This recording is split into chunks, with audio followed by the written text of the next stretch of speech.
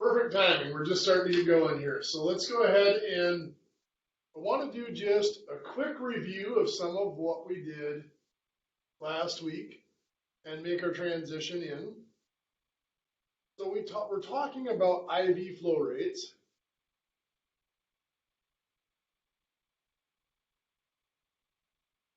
And of course, we saw examples like, a doctor's order for heparin, 500,000 units over 8 hours. With our supply,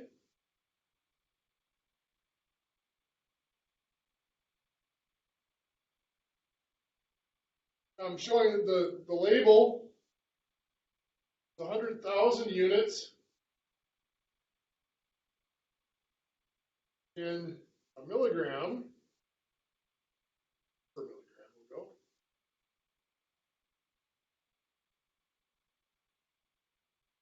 And concentrated, 25 milligrams in 12 milliliters.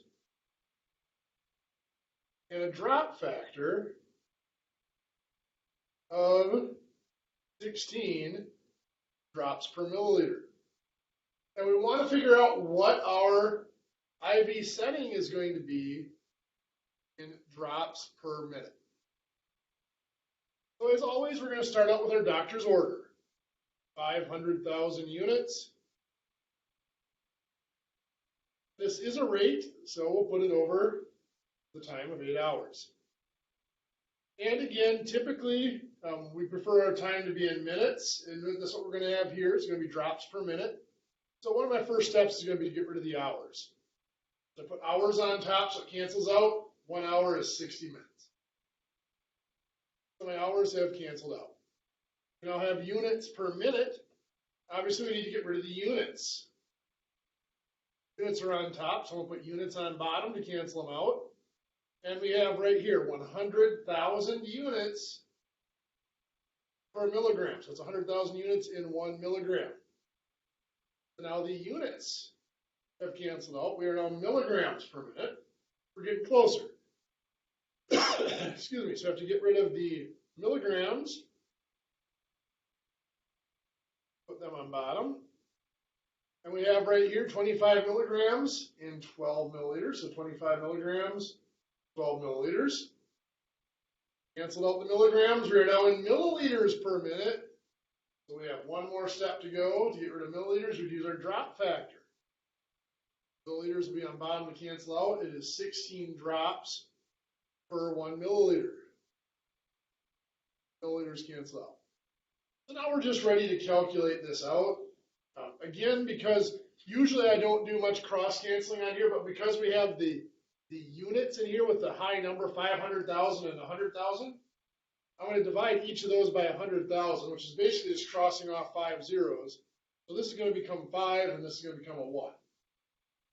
So on top, we have 1 times, or say 5 times 1 times 12 times 16 drops, giving us 960 drops. On bottom, we have 8 times 60 times 25, giving us 12,000.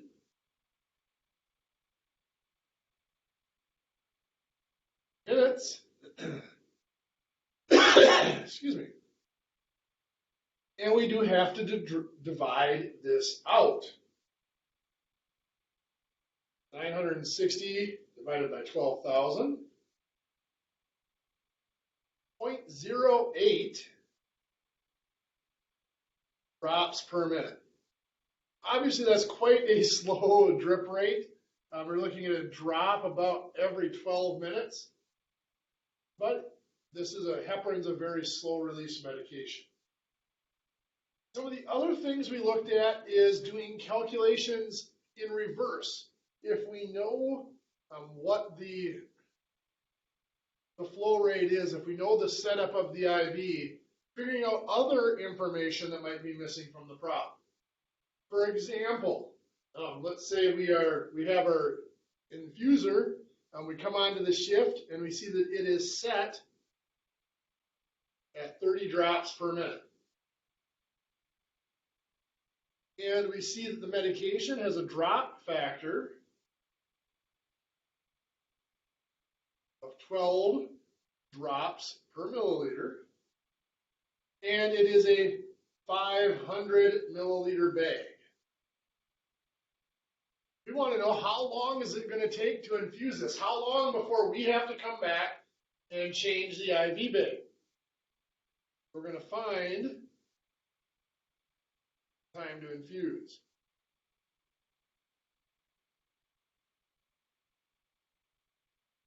So there's a couple of ways we could go about this. We could start with whatever unit has time in it.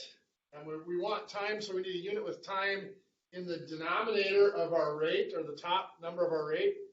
None of these have time in the top. The only thing that has time in it is this here, and that's in the bottom of the rate, in the bottom of the fraction.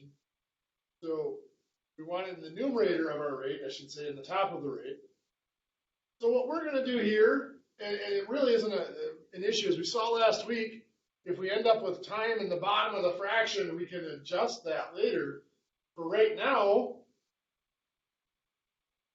we're going to start out with the one item that is not a rate, and that's the 500 milliliter bag. We have a 500 milliliter bag. I'm going to put that over 1 to make it a fraction so that we can do our dimensional analysis. So next, we need to get rid of the milliliters. I'm going to put that on bottom. We have here 12 drops per milliliter, which means 1 milliliter is equivalent to 12 drops. Now the milliliters are gone. We are currently in drops.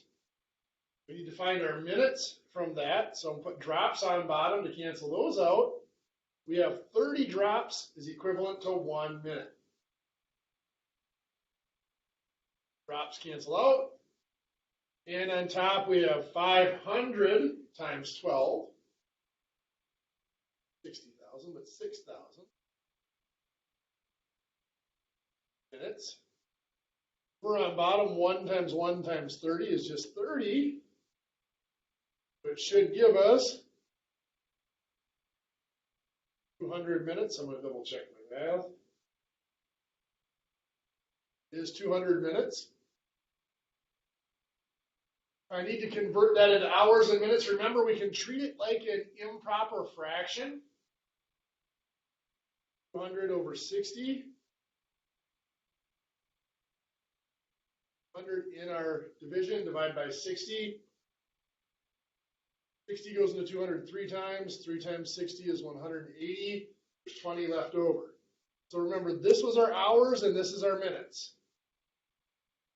3 hours and 20 minutes that it'll take for that bag to go empty. You need to switch it. Well, some of our bags are not necessarily labeled by volume. They might be labeled by milligrams. So again, let's say we have our infuser set at 32 drops per minute with a drop factor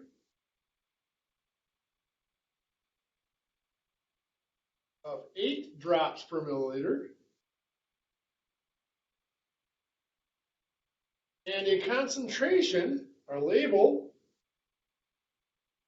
is telling us that we have 12 milligrams in 5 milliliters and that it is a 2,400 milligram bag.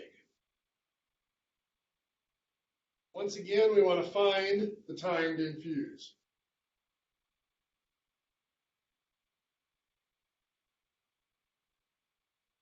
Again, this is so that we can come back and we know that when that bag is empty, it's going to need to be, the IV can be unhooked.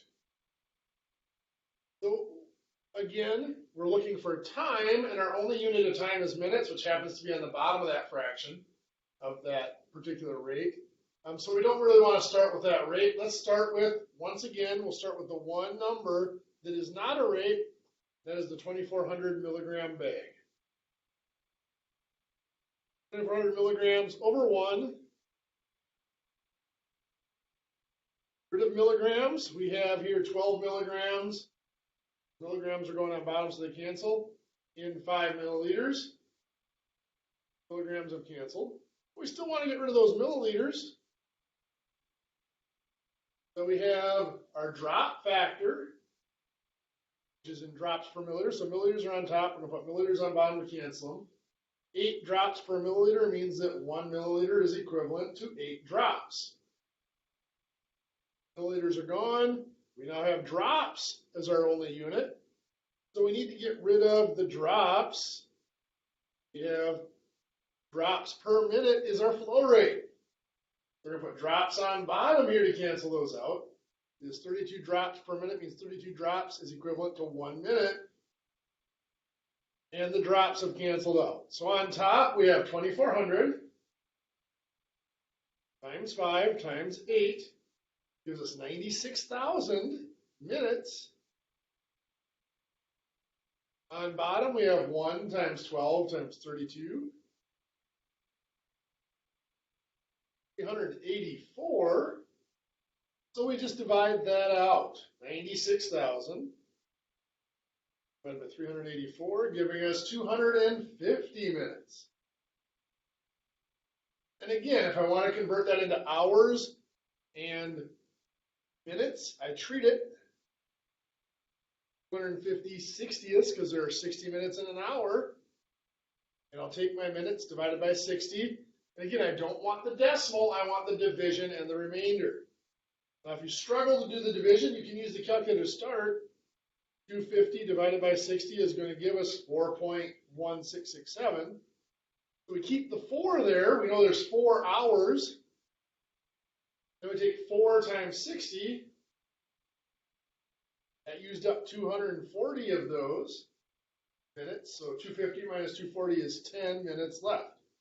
So that time to infuse is 4 hours and 10 minutes.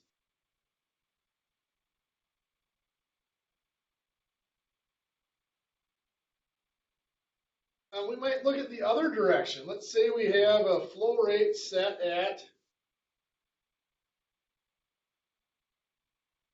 40 drops per minute.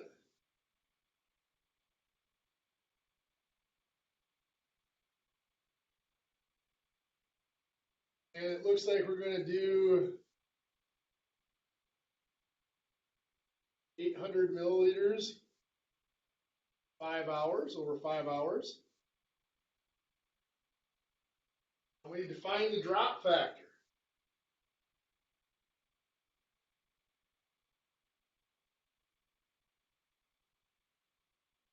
The drop factor is going to be in drops per milliliter. Now, both of these numbers that I have given in this problem are rates. Drops per minute, milliliters per hour.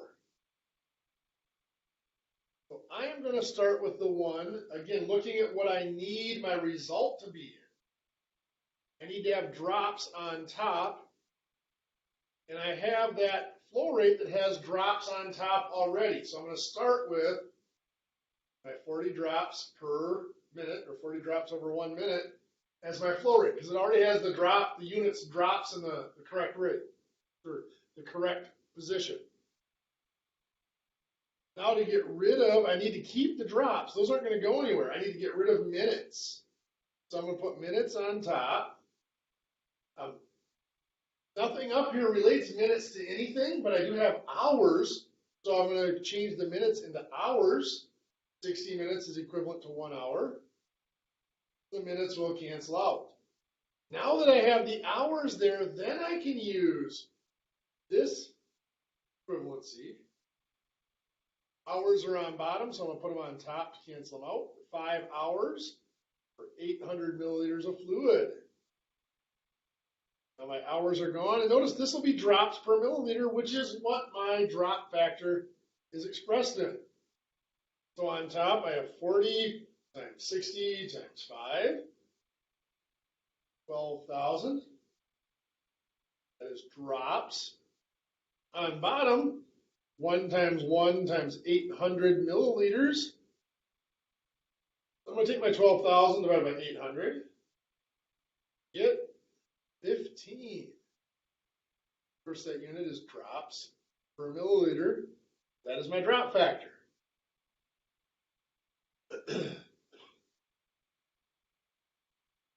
Possibly more important, finding the drop factor, again, as we mentioned last week, it could be important if you need to use the same medication to set up another IV for another patient, and you need that number, or you just need to verify that the drop factor of the current bag is the same as the one you are going to hang to replace it, so that you don't have to adjust your flow rates for the new bag. It is possible if you have slightly different fluids, whether it's just sterile water or whether it's a salt-based electrolyte saline solution that the medication is in, it is possible to have IV bags that are carrying the same medication that have slightly different drop factors. So it is good to double check, make sure that drop factor is consistent from one bag to the next.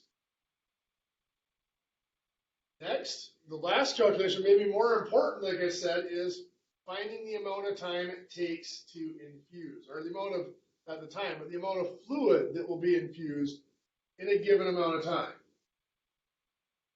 Let's say the doctor orders fluid to be administered over 3 hours, and has already given a setting, 45 drops per minute. And the medication has a drop factor of 15 drops per milliliter. We want to know how large of an IV bag has to be hung to fulfill this, so that the bag doesn't have to be changed partway through. So we are looking at milliliters. Our answer, how much will be infused, how many milliliters? So here, once again, we only have one unit that has milliliters in it, and milliliters are in the bottom of that fraction. We need them in the top, so we're not going to start with that. If we end up with milliliters in the bottom, we can adjust for that, but let's try to avoid starting that way. So we're going to once again use the one unit that isn't a rate here, the one odd number, that's the 3 hours. Put my 3 hours over 1 to make it into a fraction. And I don't have hours here, I have minutes in my other stuff, so I'm going to convert my 1 hour into minutes. 1 hour is 60 minutes. And now I can go ahead and look at my other numbers to convert. I have minutes here, 45 drops per minute, so I'm going to put the minutes on bottom to cancel that out. That's 1 minute equals 45 drops. Now my minutes have canceled out. I'm now in drops. Well, I want volume, so I want to get rid of those drops. Drops on bottom. I have drops going into milliliters here. 15 drops is equivalent to 1 milliliter. Drops will cancel out. And now our only unit is going to be milliliters. It is on top. That's exactly what we want. So let's go ahead and multiply this out. 3 times 60, 45 times 1 milliliter is 8,100 milliliters. On bottom, I have 1 times 1 times 1 times 15. So I'm going to take my 8,100 divided by 15 and get 540 milliliters. So I need an IV bag that contains 540 milliliters of fluid to fulfill that order.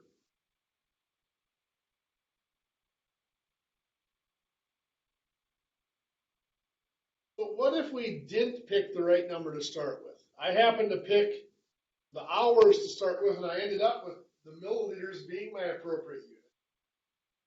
Let's look at another example, and let's maybe not start out with the correct number right off the bat. So let's say we are ordered to set the infuser at 45 drops per minute. We have the medication with a drop factor of 18. drops per milliliter, and we're ordered to let it run for 2 hours. So once again, we need to find something. We need to find how much, I should say, how many milliliters of fluid are going to be administered in that 2 hours. How big of an IV bag do we have to start with? Let's grab, I don't want to say wrong, but let's grab a different number. We know that if we start with time, it works out fine. Let's start out with the 45 drops per minute. So 45 drops over 1 minute. Now I need to get rid of one of these units. Get rid of the drop. Well, let's get rid of the minutes first, because I have 2 hours here. So I'll put 60 minutes on top going into 1 hour. So my minutes cancel out there. Now I need to get rid of my drops. I'll put drops down here. I have 18 drops in 1 milliliter. And my drops cancel out. Now I need to now get rid of my hours.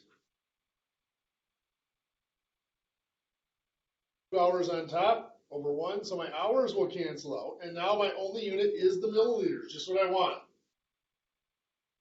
So I'll go ahead and multiply here. I have 45 times 60 times 1 milliliter times 200.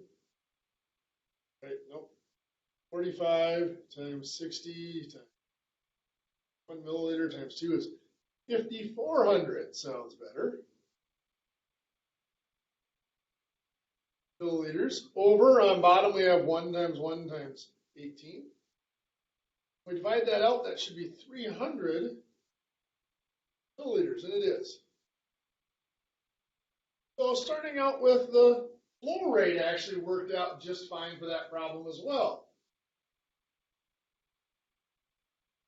Let's say we are ordered set the infuser at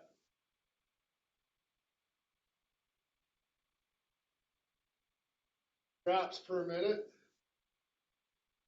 40 minutes. Trying to get the medication into the patient a little quicker on this one.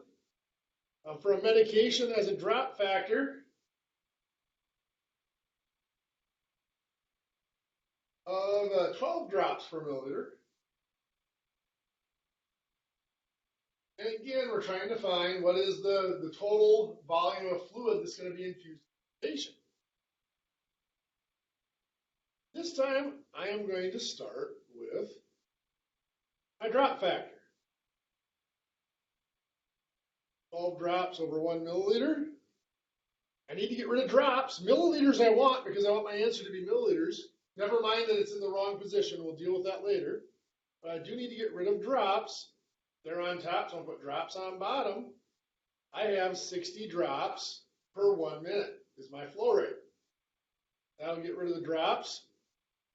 But I do need to get rid of the minutes. And this time, actually, my time is given in minutes. Those might seem a little awkward, but since minutes are on top here, I need to put the 40 minutes on bottom to cancel them out. It's just going to be 1 over 40 minutes. So on top here, when I multiply this out, I have 12. The minutes have canceled, so just 12 times 1 times 1 is just 12. On bottom, 1 milliliter times 60 times 40, 2,400 milliliters. And I see here that my units are in the wrong position. Milliliters are on bottom. I would really rather have them on top. I'm going to take the reciprocal of that. 2,400 milliliters over 12, and I divide that out, and I get 200 milliliters. So it's going to be infused. So that is a little trick to correct ourselves. We saw this in some examples last week as well. If the units we want end up on the bottom of the fraction, or if we're looking for a unit and we get the reciprocal of those units, if we want drops per milliliter and we get milliliters per drop, we just take the reciprocal of that before we reduce it, and we'll get the correct answer. So what we have done so far are pure dosages, or sometimes called one-shot dosages. They do not depend on any characteristics of the patient.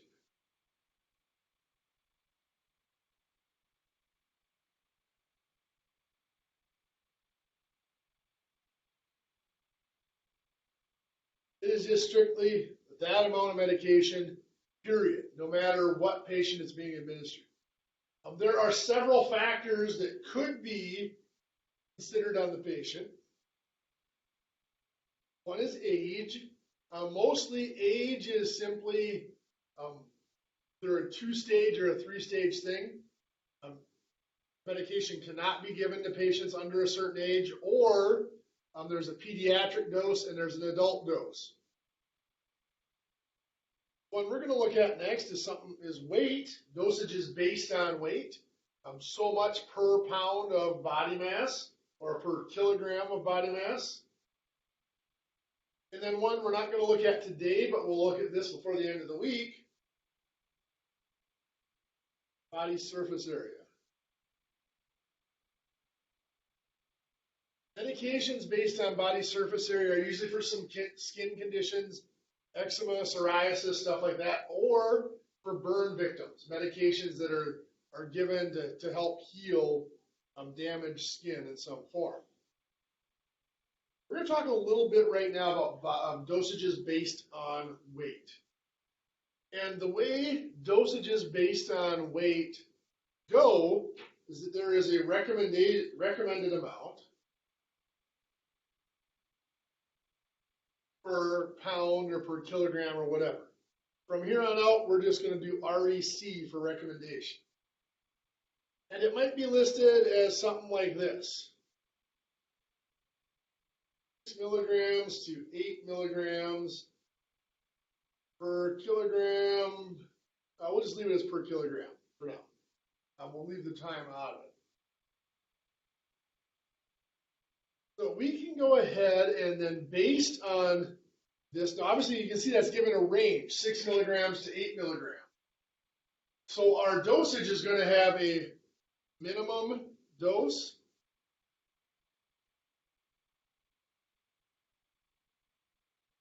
and a maximum dose. And those are going to depend on which of those numbers you use. So for a minimum dose, and typically what we do is we would choose the minimum dose. Typically what we do is we choose the maximum dose. I misspoke there. Because the maximum dose is going to be the more important number. If we give them too little, we haven't heard anything. Maybe the medication hasn't done any good because it wasn't strong enough, but we're not going to kill or harm the patient. If we give them too much, if we go over the maximum dose, there's risk of doing damage to the patient. So we want to stay under that. So then the amount that we administer is going to be based off of these characteristics. So we would need to know the weight of the patient to figure out what we're going to give. So let's say based on weight of the patient, we get the maximum dose is going to be, let's go 640 milliliters. Now, I didn't even give you the concentration here or the actual patient's weight. I'm just telling you that maximum dose comes out to be 640 milliliters for this patient. Well, what if I want to know the minimum dose? What if I want to start out towards the lower end and work my way up to the maximum medication as needed so that we have room to increase if the patient needs a stronger dosage? Well, we could go back and if we had the weight of the patient and the concentration of the medication, we'd go back and totally recalculate it for that minimum, which is a valid process, or we could use something called a titration. Titration is used to change one parameter of the calculation without having to do the whole calculation over again. And all it is it involves multiplying our calculation by a ratio.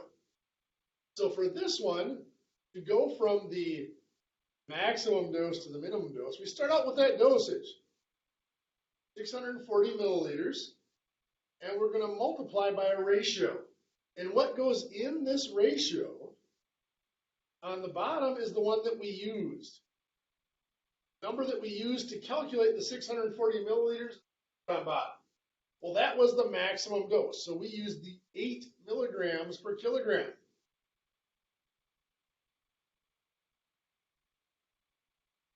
Now, I don't necessarily need the units on there, but I'm going to put them in there so that you can see they cancel out. And we're going to change to, goes on top, here's the number that goes what we're going to change to, which is what's going to go with this resulting number of our calculation. Changing to the 6 milligrams per kilogram. So you can see the milligrams per kilogram cancel out here. And to get this number here that we're changing to, all it is our 640 milliliters times the 6 divided by 8, 480 milliliters. So that, what this is referred to, like I said, it's called the titration. And it allows us to change one parameter in our calculation without having to read the whole thing. It can be used here to titrate between maximum and minimum dose. It can be used to titrate between two different patients. Let's say we know this is a dosage based on weight, and the doctor has ordered 360 milliliters for a 90-pound patient. Want to know how much for a 75-pound patient. So again, this can fit into a titration. If we know this is strictly based on weight, start with the 360 milliliters. Up here, the 360 milliliters, whatever was used to find the 360 milliliters goes on bottom. That's the 90-pound patient. And what we're changing it to, what we want this number to represent, goes on top. That's the 75-pound patient. And we can see here again that the pounds cancel out. We've got 360 times 75 divided by 90 is 300. And that unit, since these units canceled out, there was no unit in that ratio, so this unit just carries forward as 300 milliliters. So like I said, that titration is a very slick way of making a change in our dosage to get from one parameter to another. So let's take a little bit closer look at our dosages based on weight.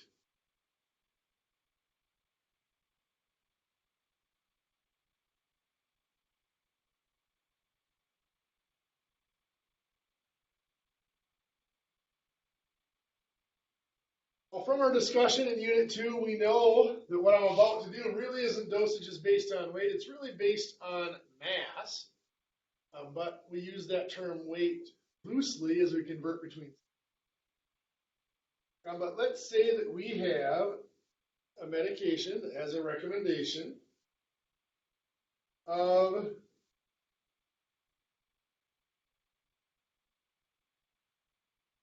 250 micrograms to 300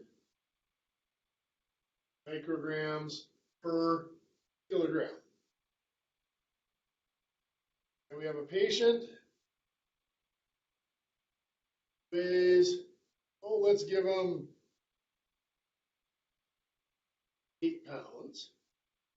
And our label on our supply states that this is 25 milligrams in 16 milliliters.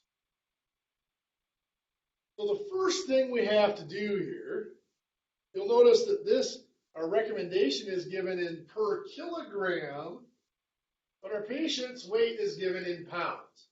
So the first thing we have to do is convert that weight into kilograms. 88 pounds, if I put that over 1, pounds on bottom, kilograms on top. 1 kilogram is 2.2 pounds. Pounds cancel out. We have 88 kilograms over 2.2. 88 divided by 2.2 should give us 40 kilograms. Now this calculation happens often enough. We're going to take a shortcut. Rather than setting up this conversion factor every time, we're just going to take the weight in pounds divided by 2.2, get our mass in kilograms. That's the net result every time. So it's going to happen every time, rather than going through the process of setting up that whole ratio and conversion factor. We're just going to go ahead and do that. So now we will start out with that characteristic of the patient, 40 kilograms. Put it over 1, and then we'll look at our recommendation here. And again, we're going to start out with the maximum, because at very first we want to make sure we don't go over the maximum. We can adjust later to the minimum. We want to get rid of kilograms, so I'll put kilograms on bottom. This is in micrograms per kilogram. So 300 micrograms per 1 kilogram. Our kilograms cancel out. Now we want to get rid of the micrograms, but we notice there's nothing here with micrograms in it. We do have milligrams, however. So we'll put micrograms on bottom and go to milligrams. This is a straight conversion because it's within the grams units. 1 milligram is 1,000 microgram. Micrograms cancel out.